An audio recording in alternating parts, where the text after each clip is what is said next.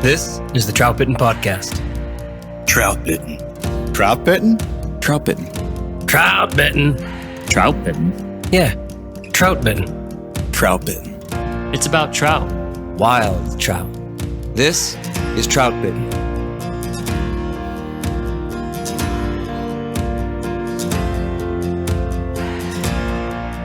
This is the Troutbitten Podcast. Thanks for tuning in. My name is Dominic Swantowski, and I'm the owner of Troutbitten and the author of Troutbitten.com. All right, tonight we're going to talk about weight and fly fishing. Because if you're not fishing a dry fly on the surface, then weight, in some form or another, is part of the presentation. There are all kinds of weight options, of course, from wire ribs on a wet fly and a heavy wire hook, to lead wraps and tungsten beads on a nymph or coneheads on a streamer. Sinking lines, sink tips, and even poly leaders will get you down. And of course, there's split shot in a few different forms, along with drop shot. Something has to get you through the surface and down deeper. As soon as your target zone is under the water, how you'll get the fly into various parts of that water column becomes the question. And getting near the riverbed is often critical to success. So all of these weight types are valuable, and it comes as no surprise that I like to use all types of weight, choosing whichever works best for the situation. But weight is weight, and I've often put it this way. Weight is the original sin of fly fishing. If you aren't fishing dry flies, then you've already left that purist plantation behind. So accept it, surrender to it, and enjoy the rewards of fishing flies where trout usually eat them anyway. Embracing tungsten beads but thumbing your nose at split shot makes me chuckle. Insisting that a sinking line is superior to a conehead streamer for getting down defies logic. For sure, the presentation may be very different, and that's why I use all options. I use sinking lines, but if drop shot is the best choice for the moment, then it will find a home on the end of my line. Again, weight is weight. It's the original sin. Choosing one form of weight over another form doesn't make you a better angler. It doesn't make it more fly fishing. It just makes you an efficient angler, and good for you. So those are some of my thoughts, but we're here with my Troutbitten friends to hear what they have to say. In this episode, we'll walk through the various ways that we get a fly under the surface. We'll talk about the advantages and disadvantages of each style of weight, and then talk about our preferences, how we like to do things. Are you ready, guys? Does it sound good? Yeah, sounds great. Just Trevor's ready. Always ready. Right? He's always ready. Hey, before we dig into our topic, let's introduce these guys and answer a listener question. All right? Here's Bill Dell. Bill, how are you? Glad to have you back. I'm well. I'm back from social couth suspension. I'm ready to answer some questions. Right. We have one for you. This question is from Matt Wilson by way of email, and Matt doesn't hold back. All right? He gets I right like this one. Right. He doesn't butter us up and say how much he loves the podcast. He just gets right to it. He says, how the hell do you effectively fish plunge pools? In my favorite stream, there are a number of these areas that kick my ass every time I fish them. Every strike I hook up. What? For every strike I hook. Mm-hmm. Yeah, I don't like the way he phrases it, but I'll read it anyway. For every strike I hook up on, I miss at least 5 fish. God only knows how many strikes I never detect. And then he goes on. The pools I usually fish are around 4 to 6.5 feet deep. I have tried to use indicators in these situations, but I think the surface currents are moving too fast in relation to the currents in the strike zone for a natural drift with an indicator. With a tight line presentation, I have trouble determining where my flies are relative to the sighter, which makes it difficult to keep contact while also presenting a drag-free drift and detecting strikes. He says, the only tactic I have had any success with is tying on a heavily weighted jig streamer as a point fly and a soft hackle or a tractor pattern on the tag, and then sharply jigging the rig a few inches repeatedly as it moves through the drift. If I get lucky, the fish take the streamer aggressively. If they take the tag fly, the jigging motion, or that check set, will sometimes set the hook without me ever detecting the strike. So, any advice you guys could offer would be greatly appreciated. What do you think, Bill? What do you have from Matt Wilson? So I would say first off, if you're fishing these kind of deep plunge pools, the biggest problem with them, right, is because there's when they start out, there's a very strong current that goes down, and then that current then has to come back up, and so it creates basically an undertow in there. Wow. And Good so point. you're probably fishing the most complex current system there is, or at least that I've found. Usually those plunge pools, I usually try to pick off fish on the side of them. So if there's that strong current down there, the fish most times are going to migrate to a place that's a little less turbulent to eat. Yeah. And so when you approach the hole, start with making longer casts and make sure you're in contact immediately with like a tuck cast or something, and kind of pick off the edges of it first. Yeah. Especially the tail out. Like I've seen a lot of fish where they'll sit in the back of that because that plunge pool is kind of just turbulent and stirring up insects and whatever. And so that tail out is just a big funnel. It may not be deep in those areas, but target those first before you just kind of walk up and start to fish the plunge pool, because you could be spooking fish into the plunge pool and then sitting there. Yeah, the best fish might be in all those areas you've talked about. I mean, we find that when we're fishing just up a regular part of the stream that's not 4 to 6.5 feet deep, not a plunge pool, not that complicated. Lots of times that what we look at is the A water. Oh man, that's deep and green and juicy. It's the deepest spot around. And that's not really where they're feeding most. So I like that advice, dude. Like you're saying, like fish the stuff around it. It's going to be a great spot, but you might not have to go right into the middle of that plunge pool. Yeah. But if you have to and you're going to fish that plunge pool, you're kind of onto something with your heavily weighted jig streamer. And so since there are complex currents, I would say maybe this is one instance where I would go a little bit thinner. Maybe I'd use 5X, and then maybe I'd use if you're strictly targeting these type of spots and you're trying to nymph fish them, maybe go to 5X, maybe go to like a 12 or a 15 pound butt section where you get a little bit more kind of sensitivity out of it. And then like I would fish probably like a Polish woven fly with like a 4mm bead or something on it that'll kind of cut all that surface, like all those turbulence and stuff. Like if you use a fly that is not aerodynamic, it's going to be more affected by those kind of turbulence. Instead of his jig streamer, you're saying more of like a bomb. Yeah.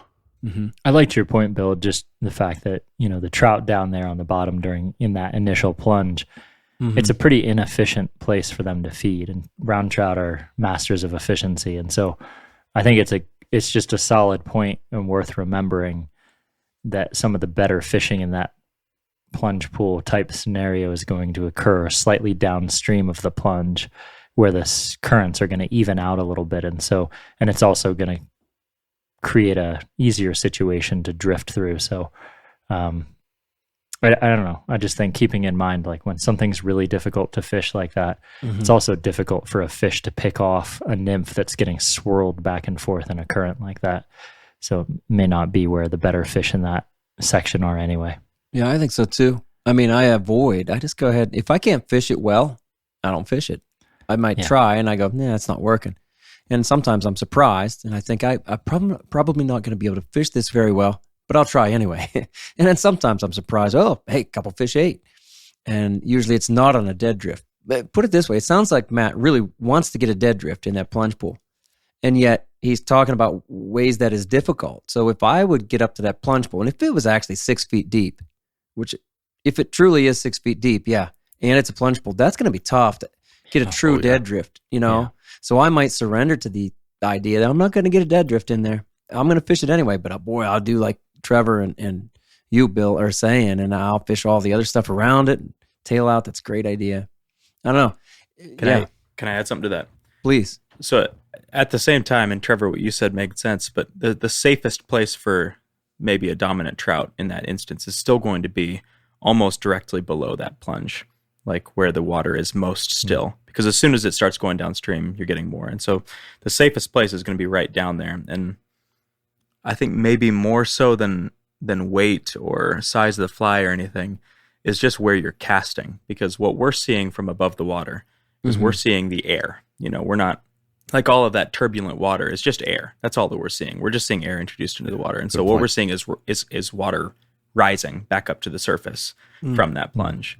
And so, and if you cast that, the tendency, I think, is to cast into where we think the juicy spot is, because a lot of times the water's not moving quickly downstream. So we think we can just cast right to where we think that juicy spot is. And usually that's right where all that air is happening. And what's happening is your nymph is not going to drop in there, because all of that water is rising back to the surface. All that air is rising back to the surface. And so your fly won't drop. But if you can get it into the water above the plunge and let the momentum of all of that energy push it down, the water there is dropping and then rising, and your fly will do the same thing. It just won't rise the way that the air will. And so if you can cast into that area above a plunge pool, let it drop down in, that fly is going to stay down there. The air isn't. And so you're going to get a lot faster of a drop down there. And that's a neat way to put it. Honestly, I really have caught some good fish in there, because that's the safest water there.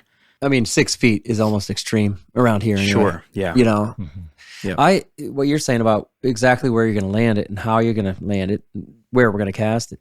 I tell people don't cast past that rock. Let's say it's not a plunge pool, but it's a rock that's, the water's coming over that pretty hard and even creating some whitewater. And instead of casting on the other side of the rock and then hoping that it comes over the rock and then comes down in, I just tell people to tuck cast right where that water breaks over the rock. And like you said, that's where the momentum is. And that's where that water, if you get it just right and you put a nice tuck in there, it'll take it, boom, right down the bottom. I don't think you need to get it above it. You just need to let the momentum actually carry your fly down. Right. If you don't do that, then the fly won't get deep at all. The one other thing I was thinking about is, like, when you're fishing these complex currents, I like my flies closer together, because if you put them further apart, they have a better chance of one fly in one current and the other one in another. And the same thing, like, I probably wouldn't fish two heavy flies. I would fish like one heavy. The point fly is the heavy fly, and then he's kind of doing this with his streamer, with leaving it a little bit unweighted. But like, you don't want two flies that are going to be big and bulky to catch and go in different directions. Honestly, I would drop shot it. I mean, I would drop shot it, because if it's 6 feet too, as soon as I hit the bottom and I'm really hung up and I'm sure I can't wade to it, then I get frustrated. Boy, I want to get down. And then I do use that Polish woven fly a lot, Bill. But in 6 feet, I'm not getting it back. When it's hung up, I get frustrated. That drop shot, it'll tick to tick, and we're going to talk about that, I'm sure, here coming up. That'd be my approach. I'd drop shot it with one or two flies above, and I'd play around with the distances.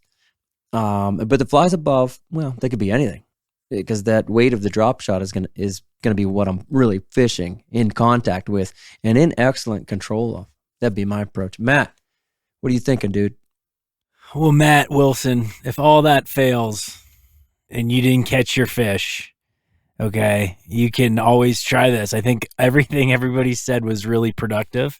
I think those are all first approach tactics that I'd use.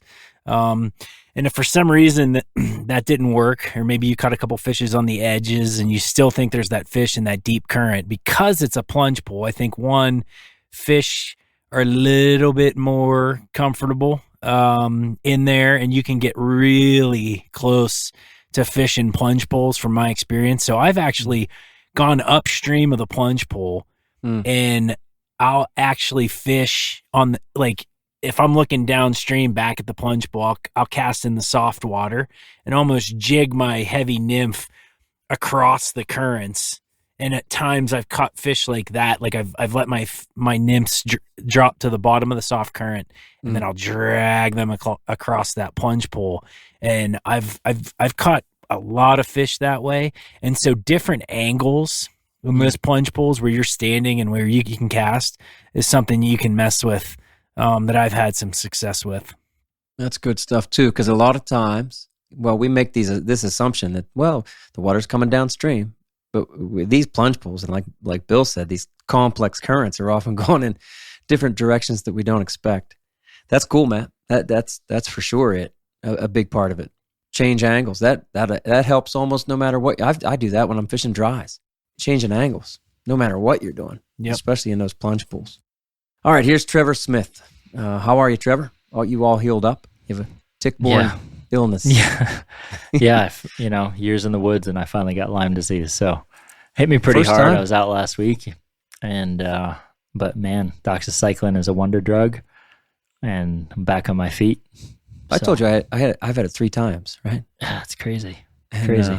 every time it was the doxycycline, and it takes care of it. Yeah. You have to stay out of the sun. Yeah, right. Yeah. It You aren't can kidding make you a about little that. nauseated, stay out of Yeah. the sun. Have you heard anything about the vaccine for it? Yeah, I know Pfizer's been working on one, and I believe that the mRNA vaccination technology that's been used for COVID has really provided a bit of a breakthrough for things like Lyme to be able to produce some of the more difficult to produce vaccines. So I do think in the next few years we're going to see it come to fruition finally. Yeah. Nice. Well, I'm glad you're all right, bud. Thank you. Appreciate it. Yep. Good to have you back. Hey, let's say hi to Austin Dando. He's Mr. Home Improvement right now. And Yes, he is. I should mention too, I got a ton of questions. And Bill, before we started this podcast, we were talking about some topics, and Bill brought up we should do just an all Q&A episode, because I got a nice backlog of questions. Keep them coming. Trying to pick some ones that I think will be entertaining and maybe things that we haven't talked about before. But I'm not going we don't really have time, to ask and go through 5 different questions here. So, Austin, you don't get a question, but I just wanted to say hi, introduce you, right? Hi. I like everybody to know what each guy's voice sounds like. Anyway, I do admire your ambition over there. You're doing a lot of work, aren't you? I am. I'm currently installing an HVAC system in my home, and I'm learning a lot as I go. Yeah. I have to install a garage door opener. Becky got a new car. The day she bought it, she comes in the driveway, hits the garage door opener, and a garage door opener broke. Is her garage door opener out of batteries? No, that's not it. Okay. There's like a pin in there that broke. It happened on the other. Anyway, it doesn't matter. So I need to install a new garage door opener, and I know it's not that hard to do, but I don't want to do it. After October 31st, I can help you. There you go. Yeah. Bring you over, have some beers. All right. Anyhow, that's what I sound like. So move on. All right. Moving on to Matt Grove out in Montana.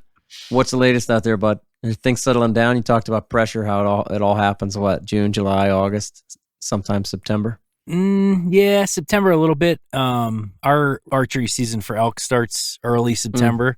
Yeah. So that starts weaning people off the streams. I think we talked last time, but the lake fish thing is a big draw from out-of-staters. They come out and try to chase those big lakers, especially in the park. But in general, with hunting and just the lack of tourism, streams empty out. And you can pretty much, if you get up, especially if you get up early, you can have streams to yourself now if you really want.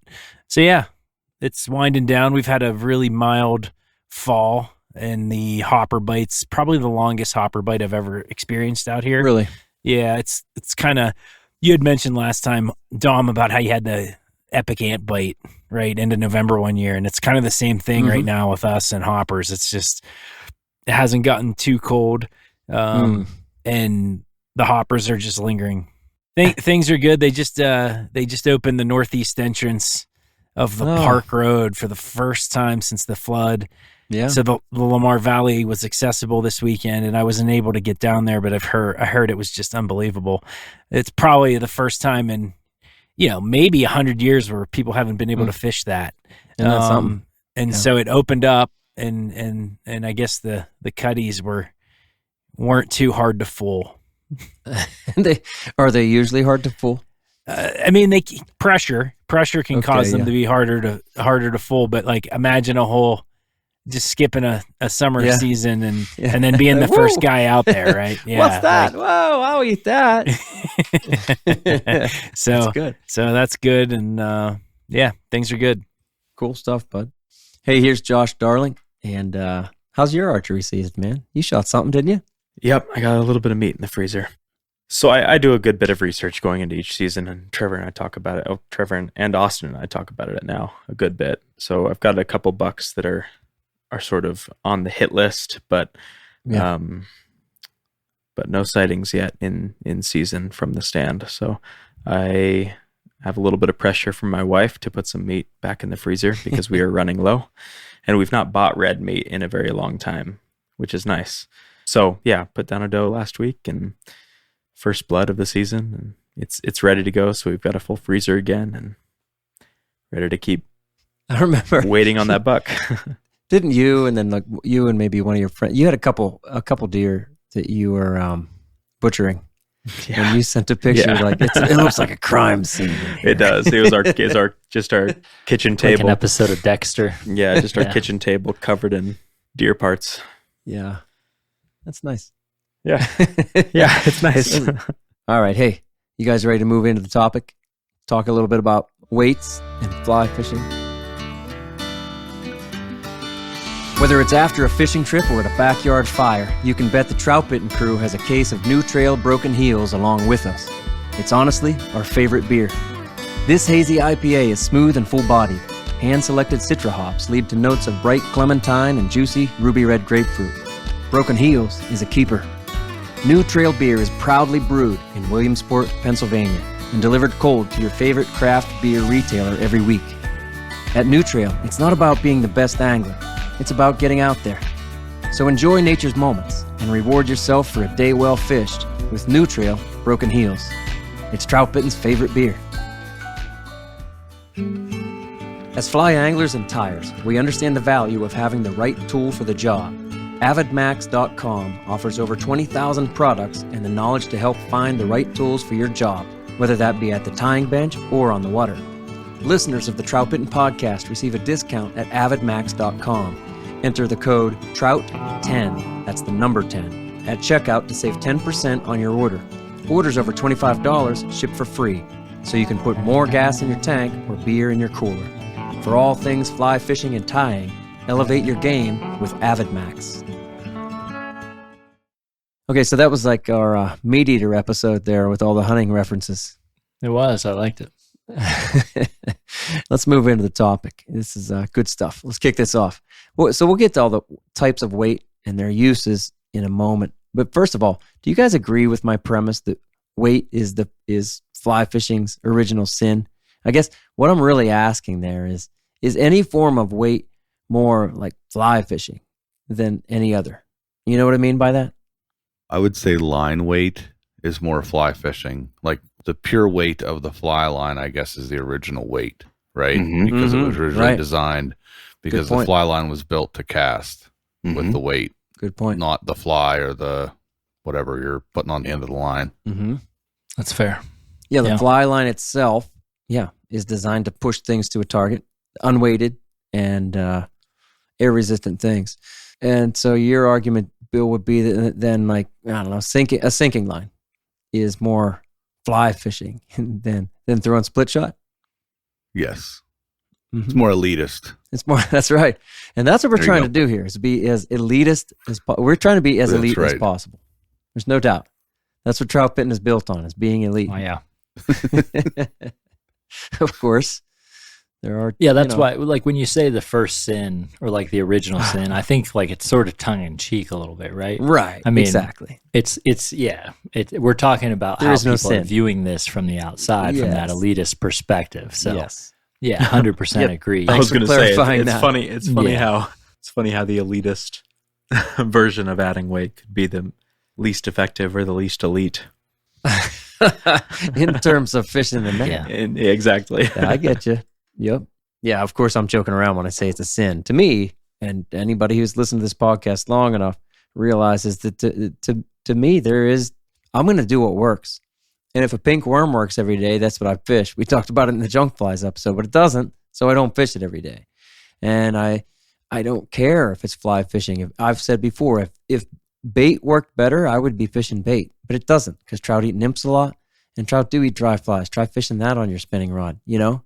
And so I don't care what is elite or what is fly fishing or what is more fly. I don't care.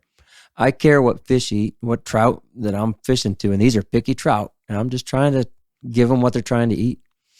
I like your point though, Bill, and I can't say I've thought about that. That's a good point. It's originally designed to be weight. Now, if you throw some tungsten powder in there into that fly line and make it really weigh something, it changes things, but perhaps it is a little more true to form or true to the original nature. The original design of fly rods, maybe. Thank you.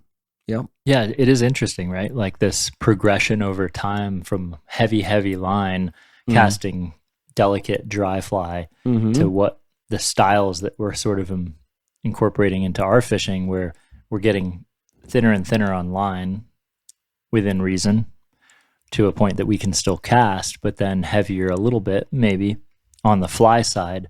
It's just an interesting kind of progression over time. Oh, and I think that the rod design and rod materials make some of that possible.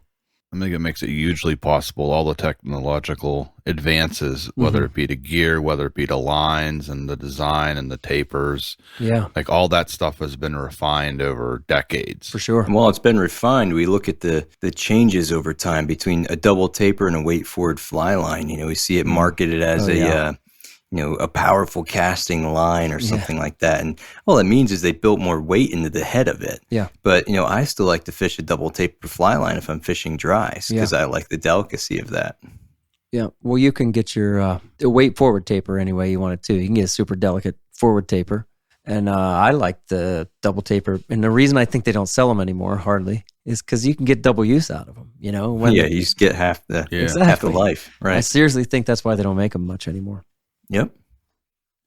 So weight in all forms. I mean, to me, it's always been like, well, you're throwing weight, and you can feel that cast that it needs to change slightly. You can feel that you're casting weight, put it that way. And I guess long ago, I was like, it doesn't matter if it's a split shot or it's a weighted fly or it's a sinking line. I was like, I'm throwing weight. And as soon as I throw weight, that's what I say. It's like the original sin. Like you're not fishing dries anymore, bud. You're under the water and you're throwing something different than, I'm fly fishing. Well, it's all fly fishing to me.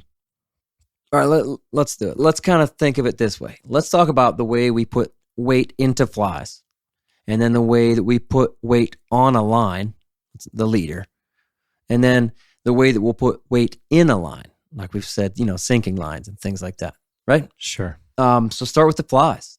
And, there's different ways to put weight into your flies. What are your favorites? What are the advantages? What don't you like? What do you like? I would say about 95% of my flies, especially since moving out west, are tungsten beads. Tungsten and lead is kind of how if my goal is to get between size 20 to 4 nymphs to the bottom. Yeah. That's how I'm building my flies. And I think the pros to that are just that it gets to the bottom. And I think the majority of the time we're trying to get our nymphs pretty darn close to the bottom of the stream. Yeah. And so those two tactics for me allow that to happen in the most efficient manner. So that's why I build my flies that way. Mm-hmm. When did tungsten beads come around? Man, I feel like not when I was growing up and we were fishing. I'm trying to think when I was 12, 13, man, I was fishing brass beads. Right. There was, and when I started, I'm a few years older than you. You didn't have beads. I remember when we first started seeing beads in a fly shop and Steve Sawinski going, I don't like these beads, but we sell them. and those were brass. And anyway, now tungsten beads, like you say, that's sort of the number one thing. I'd say that's my favorite way to weight a nymph anyway. We're going to get into, I love fishing split shot and drop shot and all that other stuff. We'll get into it. But yeah, if I want to weight a fly, I use brass beads once in a while for like low water summer conditions and for different things. If I want to throw ever want to tie something like it's not going to get very deep real quick, an emerger kind of nymph. But yeah. Do you put lead back there, Matt, too? Anybody? I mean, yeah, I load up from hook shank to eye on a lot of my flies. And I go from .30 lead, a lot of it. The velocity of the water is a lot heavier out here. And so I think I need that more where, back home, when you guys are talking about low water right now, I get it. I would have a lot more unweighted flies. I actually have them in a bin, that, brass beads and unweighted flies for when I go back home to Pennsylvania, because I use those a lot, but I don't use them hardly at all anymore out here. I find it curious that so many people are not using lead wraps back there anymore, but they'll overweight the bead or oversize the bead.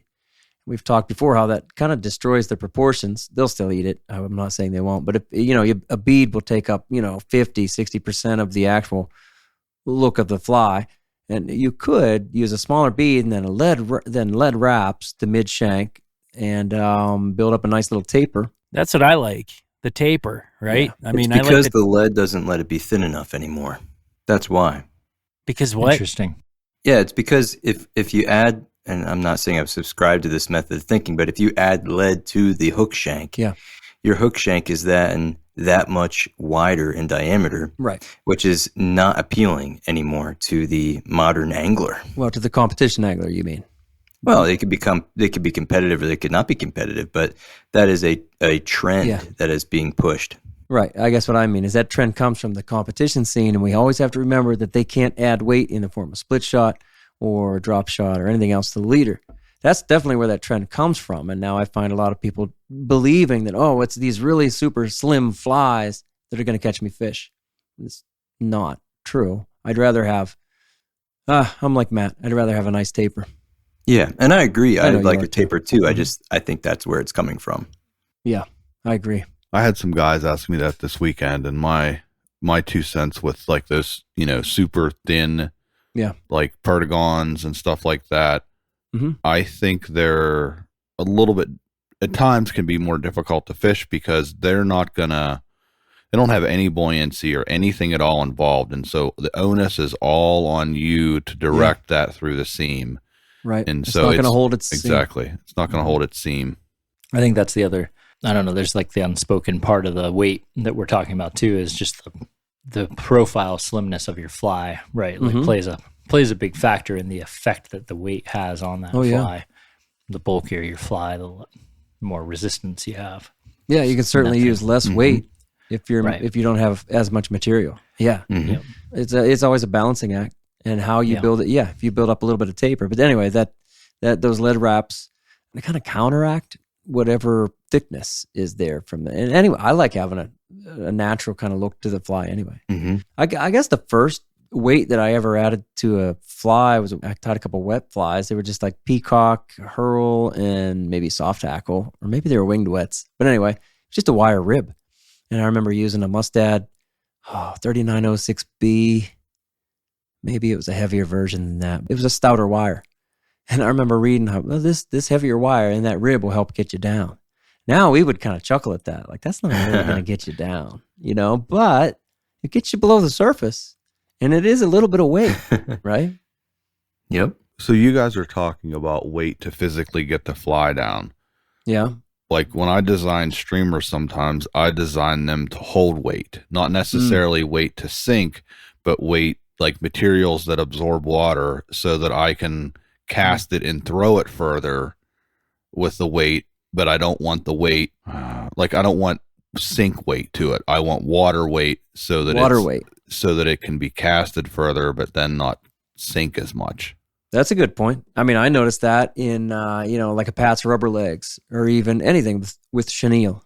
It could be a nymph. Like you say, it holds a mop, for example, but then again, usually we have a heavier bead. But yeah, that's a good point. Like the water weight is significant, and especially then in a streamer, but even for a nymph, that's a good point too. So we're not adding, physically adding that weight. It's not with brass. It's not with tungsten. It's not with lead. But yeah, that's cool, man. And there's when I build like big musky flies, like I want the opposite, where I want to shed the water weight as soon as possible, because something 10 inches or 8 inches long, you don't want it to saturate with water, or you're throwing around a giant wet sock. That's cool. All right. So how about weight? A fly that doesn't have a tungsten bead or a brass bead or no lead wraps underneath the body. What about just the weight of like a wire rib? Do you guys find that to be significant? Say in a thread body or a lightly dubbed body with just a wire rib, does that affect the fly's performance in terms of weight? I think the hook itself probably matters more than just some brass wire. But if you had like, they've started to come out with like that really thin tungsten wire. So like, let's say you ribbed it with like a thin tungsten wire, then I think, then it could affect it. Okay. I think maybe if you're fishing like a number 8 to 4 hare's ear and you're using like a brassy style rib, maybe, because that's pretty thick. Yeah. You could get some drop in that, but I don't think it's anything significant to overthink unless you're you know what I mean? Unless it's really low. I don't think there's too many situations where that's going to be an impact. No, I'm with you. It's nothing like lead wraps. And it's obviously nothing like tungsten when we start putting that in a bead. The thing to do here is get a gram scale. And we're talking about weight all night. And I'm telling you, if you don't have a gram scale, if you're out there listening and you don't have one, just buy one. They're like $25. And just start weighing things. Weigh everything you see on your fly tying desk.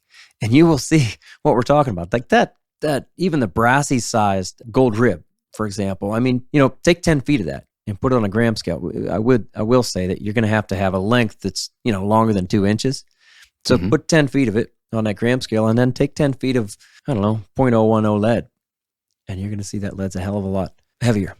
And then start weighing your sinking lines and all that, just weigh your fly line, weigh your leader. All of these things are weight. And that's what we're casting. Like Bill said, even when you're throwing dries, you're casting now the weight of the fly line. We understand that. That's what casting is. It's casting weight. And what we're talking about here is weight that's going to get us underneath in all forms. Austin, you said about wire rib and Bill, you brought up stout hook. I remember, I've mentioned before, I'm a big Joe Humphreys guy. And I learned to fly fish by reading Trout Tactics by Joe Humphreys. I think it was published in maybe 82 or something like that. And I got a hold of it somewhere in the early 90s. And this is, again, long before, he wrote it before brass beads were even common. So it was long before tungsten beads. So he was talking about, Bill went and grabbed from his bookshelf that Joe Humphreys Trout Tactics book. I think we probably all have it. And you'll see in that book, you open it up, and he talks about color coding his nymphs. And so some of it, again, this is not with brass beads or tungsten beads, but just with lead wraps. And he would use heavier or more lead wraps, thicker lead wire on the same size fly, thicker lead wire, and he would then use a black thread to show him that, this fly is going to be heavier. And then, a medium weighted one and a light weighted one. Maybe the light weighted one, he had a yellow thread, thread head. And I remember doing that, but I remember thinking like, wow, these are not all that much different. Now, I should have bought a gram scale back then, but I never did. I could just tell they were not that much different. And if you put them on a gram scale now, I'm going to say there's probably only, 2, 3, maybe 5 centigrams difference between, number 14 hare's ear. There was these 3 different weights with 010 lead wraps and maybe 015 and then 020 perhaps. Not much different.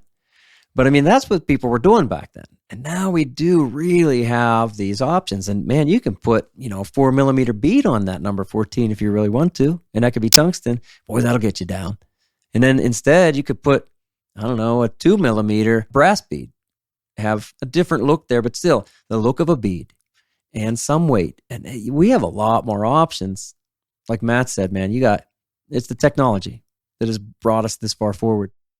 So we're talking about flies, and so now we can talk about like what we physically put on the line or the tippet to help us get the flies down themselves. And so, the first thing that comes to mind is split shot. And so I know some of us here love it, and some of us are not as big of a fan as others.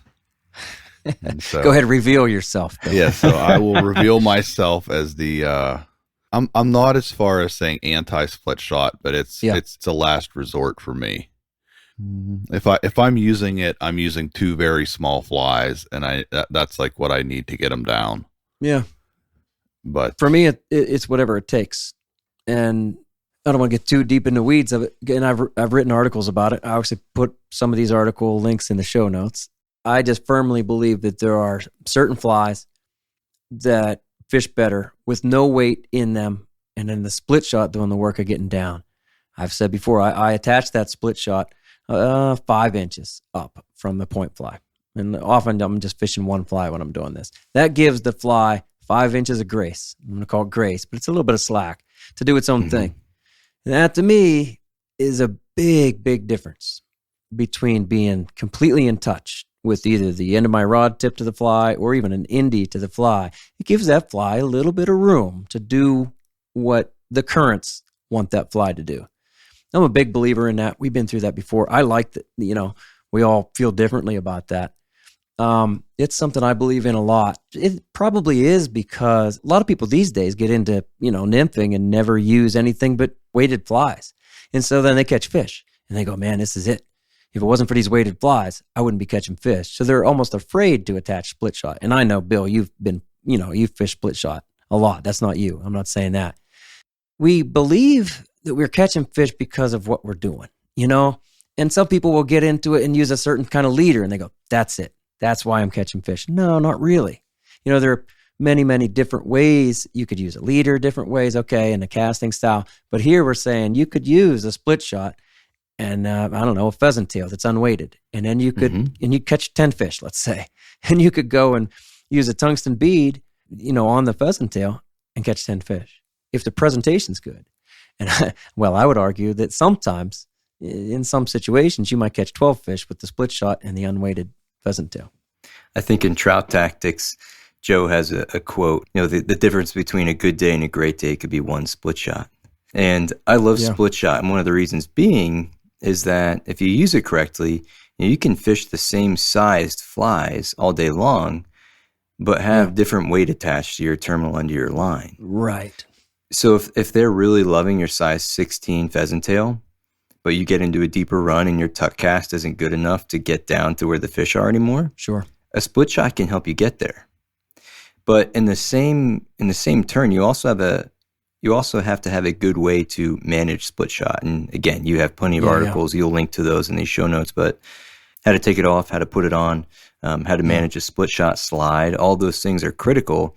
And if you get frustrated by split shot, if you get frustrated by tangles in the casting stroke by split shot, all those things are going to be reasons for you not to want to use it.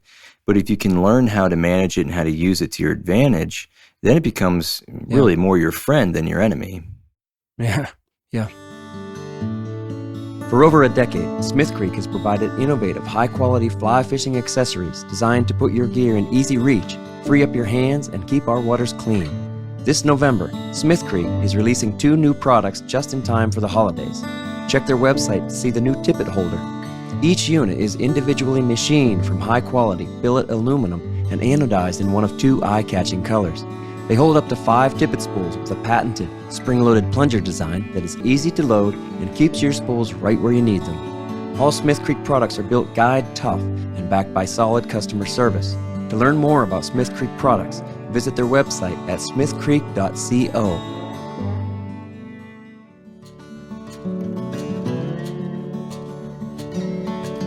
Precision Fly and Tackle is a family-owned business with a passion for the outdoors and a sense of adventure. They are anglers who enjoy every moment spent on the water with family and friends. Precision Fly and Tackle carries the widest selection of Euro rods, reels, lines, leaders, flies, and accessories. From the beginner to the advanced angler, Precision Fly and Tackle can outfit every angler, no matter the budget. Visit them online at precisionflyandtackle.com. Then use code Troutbitten10, that's the number 10, for 10% off your order. Gear up with Precision Fly and Tackle for your next adventure.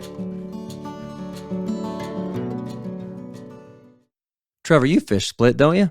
A lot, yeah. Yeah. I'd say I'm probably really similar to Austin.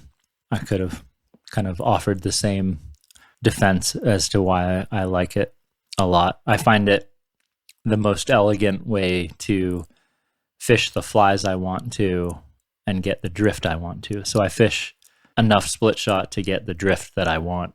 Yeah. And I don't have to continually play around with different permutations of flies to try to find that weight. I also don't have my box arranged by weight, so I'm not. Right. Some people do that, and I think that's probably for guys that are really going to commit to not using split shot. you got to know the weight of your flies, and you're going to probably want to play around a lot with you listen to Devin Olson and those guys, and they're always talking about, oh, well, I took my 2.3 off and I put a 2.5 on, and then I got the drift that I was looking for. And they're really dialed into their tungsten beadhead sizes because that's how they're adjusting weight in that competition model, right? But for us, and I love how they come on and off. And then I also, for a while, I played around a lot with just taking the tiniest bit of tungsten putty and just like rubbing it over top of a couple of them and just kind of creating a little bit of like and that really solved the slide issue for me without having to really crimp down hard on my tippet, because that would kind of hold things in place. I'd just put a little kind of bullet shaped cone of it in front of my split that was closest to the fly, and that kind of held things in place. But I kind of come and go with that. Yeah. Sometimes I really like it. Sometimes I feel like it creates a little bit more rigidity to that section of tippet, and I don't love that. I really like using smaller shot and doing a row of them rather than one larger shot. And just because I like the way that plays in the water better. I like the way it rolls over rocks better.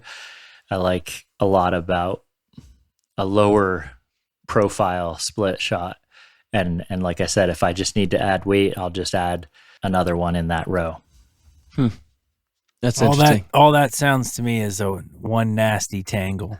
I was going to say something similar. Like I don't get me wrong, I do use split shot. I carry it and I put it on somewhat regularly, but I do organize the box by weight somewhat.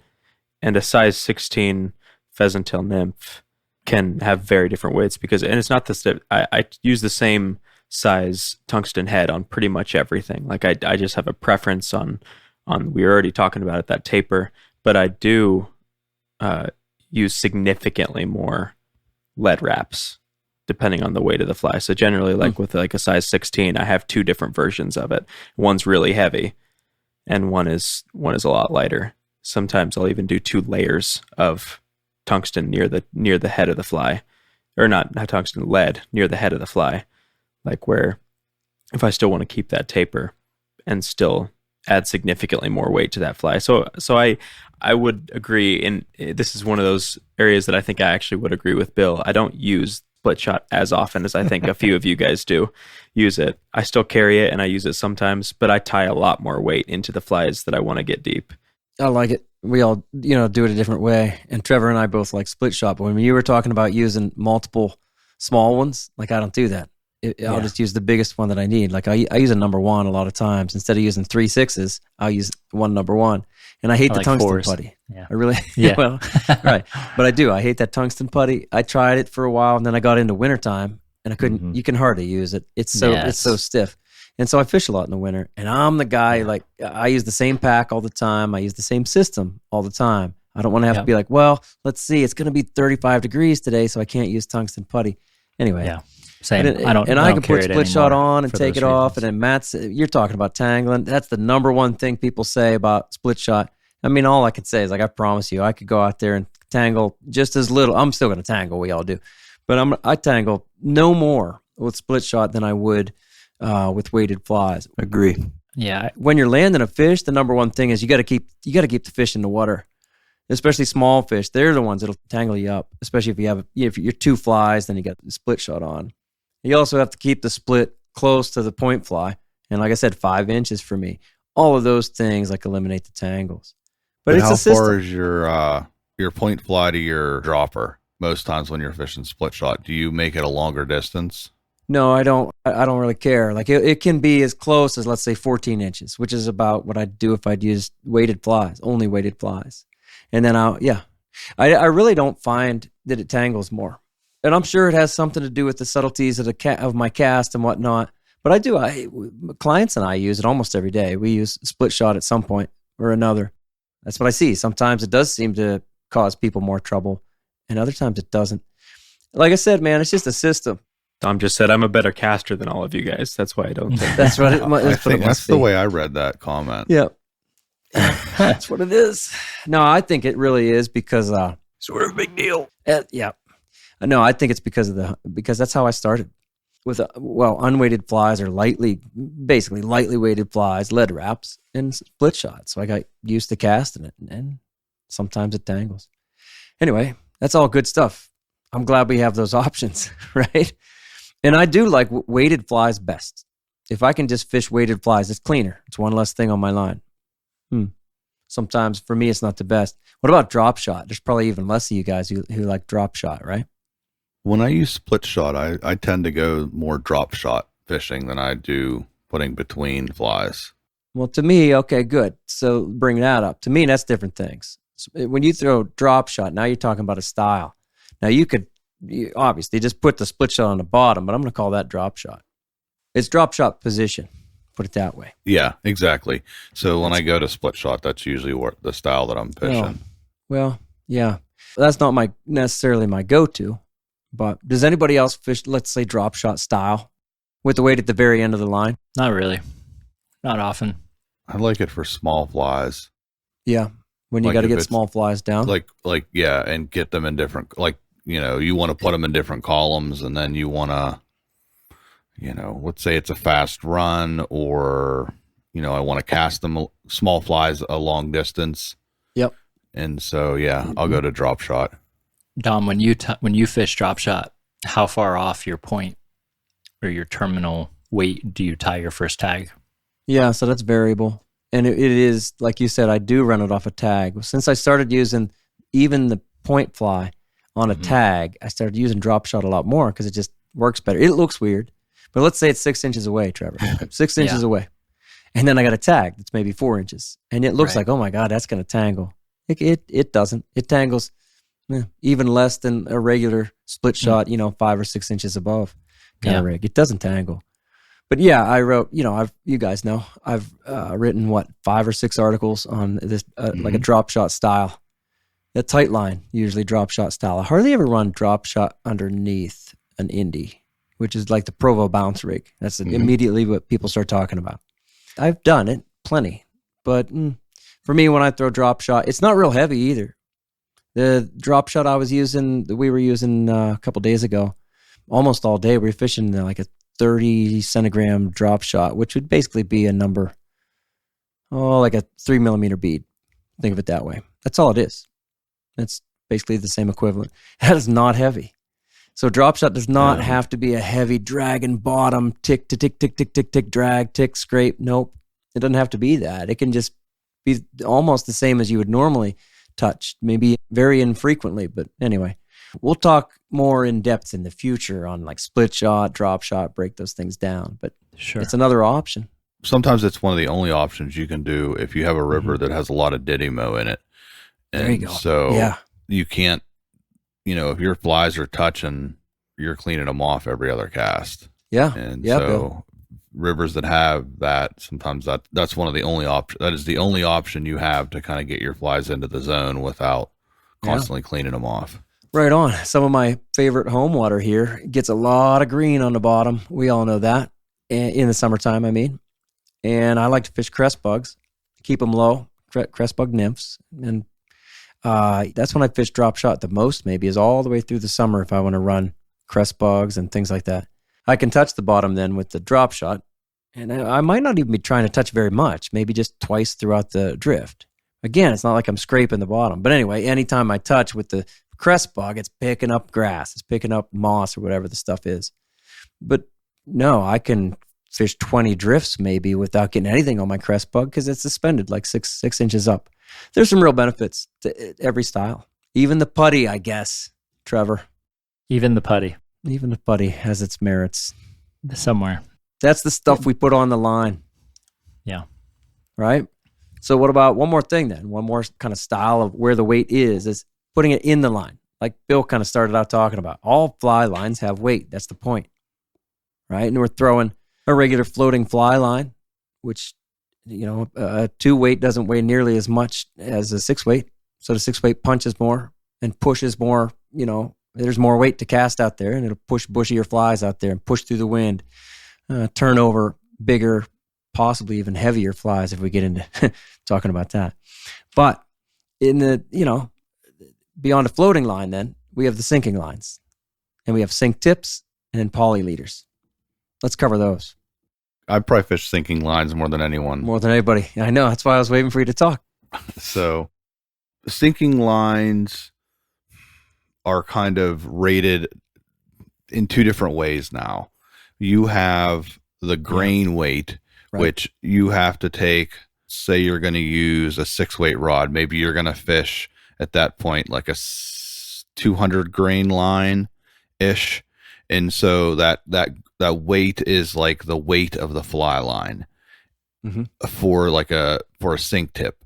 But then also you need, when you're looking at these lines, you also have to look at the sink rate, because you could buy a 200 grain line and then it could sink at, let's say, 2 inches per second, or you could buy a 200 grain line that could sink at 5 inches per second. And that's kind of like how much tungsten powder they're putting into it. Yep, exactly. Basically. That's one thing you have to kind of keep in mind, like when you're buying these lines. And you're looking at it with your rod, like this is where, I don't know, I felt like was a huge learning curve for me when I first got into it, because I did not understand those two different concepts. I was like, well, I'm going to get a 200 grain line. It's going to sink faster. And then it wouldn't, because I didn't pay attention to the sink rate of it. They have like different types. Every company seems to have different labels and names for all of it. And then your sink tip is basically, I almost think of it as like a weight forward line, where the end of it is weighted to sink at a certain ratio. And then your poly leaders are basically just something you can attach to the end of the line that will sink. And it's like your half-ass attempt at fishing a sink tip. It's another one of those things too, where there's a lot of different people use terms in a lot of different ways. Like I was tying what I call sink tips. They sell them as sink tips. You can buy, Airflow and Rio make, sink tips. You can buy a pack of them, and there'll be 4 different sink tips in there. And what, let's say one is 6 feet, and it 6 feet long, and it sinks at 3 inches per second. And I'm making this up, right? But then the next one is 10 feet long, and it sinks at 8 inches per second. And you can, attach those they're loop to loop. You can attach them to the end of even a regular fly line. You can attach, you can get into the Skagit stuff and all the space stuff. I'm not going to try to tackle that here, right? And I remember making my own tips, my own sink tips, like using T11. It's a flat line. I think it's tungsten. I'd cut it off, form my own loops in it. And then I remember trying to do streamers that way. I'd make 4-foot long T11 tips. I even made 2 feet long T11 tips. Anybody else do that? Am I the only one who did that? No, I just bought a sink tip. I didn't try to make one. But yeah, those are sink tips, and you can buy them and put them on the end of a regular fly line and kind of make yourself a sinking line there. I remember reading a Joe Brooks fishing book, and he was talking about using the sink tip or these sinking tips for nymphing, and I was like, I don't know. This is an older book, and I thought it would be a good when I first started, I was like, oh, they have these sinking tips. Yeah. This was like my first few years of getting into it. I was like, oh, the sink tip, it's going to let me to get deeper in these holes and fish these nymphs. Yeah. But then you have 0 strike detection when you do that. You go. Or control really over where things are going to go. Right. So for me, if I'm going under the water, I would rather have more precise control with put all my weight right where I want it. I don't even space it out. When I do use split shot, I put it all in one spot. I don't really, do the center pin thing. Like the center pin guys will put it, every 2 or 3 feet on their, there's different ways to do it. I'd rather be targeted. I know exactly where my weight is. Now I'm in full control of that one point on my line. That's my way to do it. Even when I use 2 flies, usually my point fly is significantly heavier than my tag fly, or maybe twice as heavy. And sometimes I use 2 14s. Who knows? Kind of the main reason I use sink tips is because it gives me the ability to fish unweighted flies and get them down. Right on. So almost all the time, I would say 99.5% of the time I'm fishing any of these sink tips are going to be out of a boat. Because out of with streamers. Yeah, with streamers. Gotcha. Most times for bass or muskie is the most times I use them. I went through a phase where I used them a lot for trout. Yeah. And I feel like they're effective for trout or any of these species when you're fishing kind of water that's the same current speed. Your boat will float at the same speed as what the current is, and then your sink tip will constantly just get deeper. Mm-hmm. And I know there's definitely a lot to be said for using unweighted streamers or lightly weighted streamers, and then using that fly line, that sinking line, to get you down. And you can see it. You can see the effect if you have a visible streamer, you're not fishing too deep. You can see the effect. It is different, especially with an articulated streamer. You can do real different things. I mean, you're not going to fish a drunken, disorderly, weighted, right? It needs to be paired up with the sinking line. Yep. Right? Exactly. Yep. And you get a different look. It's my favorite way to fish for bass. I don't know. There's what I would call an intermediate line, which is basically a very slow sinking line. Yeah. Those have become kind of my favorite because they will get you kind of into about a foot or a foot and a half down into the water. I don't know. For me, that's kind of where I like to throw streamers. That's what I find a poly leader does. Or I think Rio calls it a versi leader. It's a leader, basically. That maybe, but I think the heaviest one they have is like 7 inches per second. But most of them are slower than that, slower sink rate. It's a leader, it's tapered, and, it's designed to sink. Matt, have you played with them out there? Yeah, Matt. Out of the boat? Yeah, I mean, I fish. Well, what I was going to say, quick question before I answer that. Do you find that there's any difference if you're throwing a weighted streamer like a headbanger with just throwing mono over a sink tip, the mono rig? I think the headbanger has a limitation to how deep it can get, where the sinking tips, you can actually get them deeper.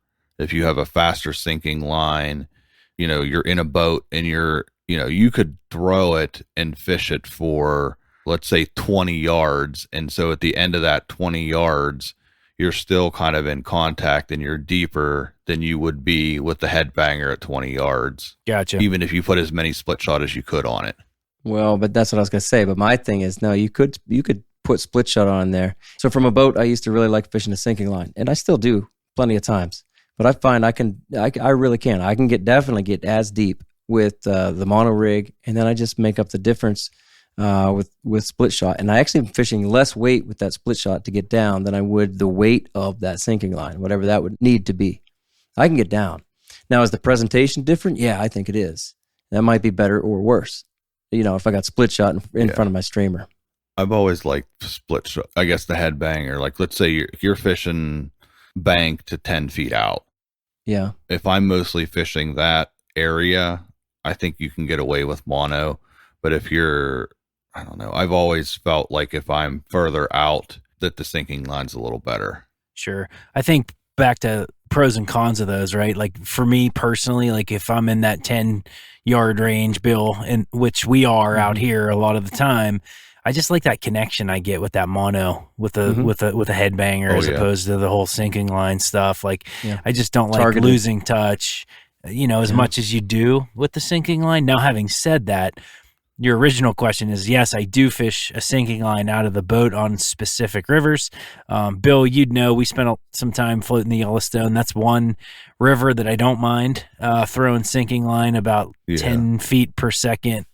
Right. Sink rate. Yeah. And then, but if I go to the Madison's way too shallow for that. Yeah. Like, so, every stream's a little different. I think that's an important takeaway. Your home river might need a specific tactic or a specific gear to be the most successful. Yeah. Right on. Now, if you're substituting like split shot instead of using a sinking line or something, do you move the split shot up a good bit on the line? So Dom, you mentioned earlier talking about generally putting it around 5 inches above, but if you're trying to substitute and replace the job of a sinking line, do you move that up so as to keep a better, more natural drift, so that when you strip or something, you're not pulling the streamer up towards yourself, and instead you're pulling it more in a lateral line?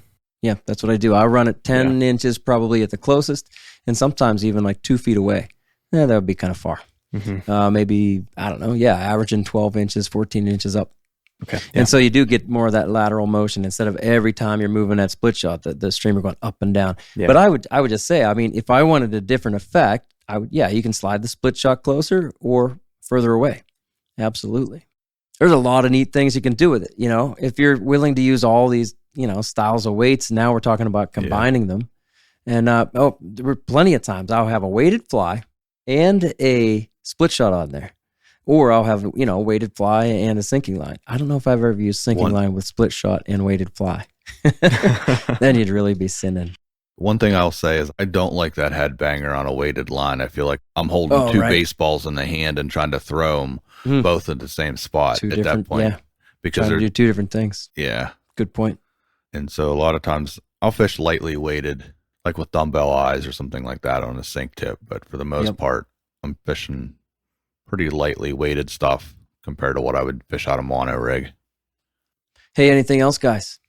I think we covered everything really well. I'll add one thing. If there's a situation where I have one fly that I know is producing and the tag isn't, and I go through different depth variations on the river, instead of putting split shot on, I end up just adding a bigger tag to my line and instead of the split shot, and tag fly, tag nymph. Yeah, like just think of it as adding weight, but I don't add heavier. Split shot. I just add a heavier tag fly to help bring that anchor down. Yep. And that's just a different way you can present the fly if you don't want to mess with split shot, or if you forget your split shot. That's a little trick to get at least one of your flies down. Yeah, deeper. for me it's about combined weight. Yep. And I guess that's why I don't just go by, bead size like Trevor was bringing up. I talk in centigrams, and people often kind of scrunch their eyebrows and go, why do you do that? Like, what are you, European? right. But anyway, I'm like, sometimes I use beads, and sometimes I'm combining those beads with a split shot, and I need to be able to think of that combined weight. And if that's working for me here, and then I'm switching flies for whatever reason, or if I'm going to streamer, I want to be able to know that, 50 centigrams was getting me down real nice, not too low, not too high. Well, if I switch things up, I want to get back to 50 centigrams. Yeah. All right, there it is. Your options for weight in fly fishing. Understanding these options and using them is the key. Split shot and tungsten beads just fish differently. Each of them allows for a different presentation, just like an unweighted streamer or a sinking line looks far different than a conehead streamer fished on a mono rig. Using these weight options to solve problems and to fish effectively, combining them to adapt and to fit the situation, leads to more trout in the net and more happiness out there. We know when we've covered the water and fished it well, putting the fly on target and moving it under our control. And that is fun fishing. Weight is weight. There is nothing inherently better about any of these styles. And as soon as we break away from dry flies and go under the surface, everything changes. All bets are off. And for me, I'm looking to use whatever tools work best to show the trout something they'll respond to. All right, next week in episode 5 of season 5, we have a great discussion lined up for you about the practice of catch and release, when it's the best thing to do and when it might not be, and how the habit of catch and release changes the way we approach things on the river. So look for that one in your Troutbitten podcast feed. All right, Matt Grobe, will you read us out? This one's for you, Austin. Remember, the Troutbitten Project is a free resource for all anglers. The Troutbitten website hosts over 900 articles with endless stories, commentaries, tactics, tips, and more. Find what you like through the top menu and through the search page. Navigate by way of the categories and tags too. Be sure to find the Troutbitten YouTube channel, currently featuring the Troutbitten Tip Series in collaboration with Wilds Media. These are short, useful, and unique tips for your fly fishing life. Thank you for listening to the Troutbitten Podcast. Please give the show a 5-star rating on Apple Podcasts and leave a comment, because that really helps. Until next time, friends, fish hard, enjoy the day, and find your life on the water.